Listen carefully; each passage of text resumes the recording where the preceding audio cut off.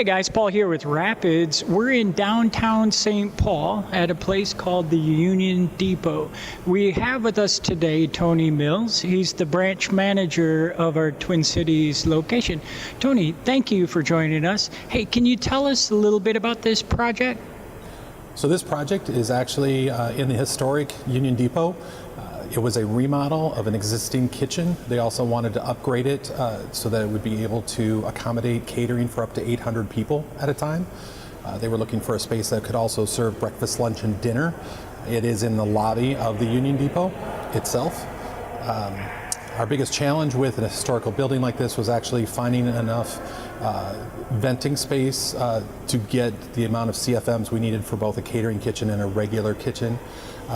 We went through a lot of heartache in finding out that solution. We ended up working with the HVAC contractor and with Ramsey County Railroad Authority, who owns the space, and we ended up with a pollution control unit that we could put out the back and get the amount of power that we needed for the space.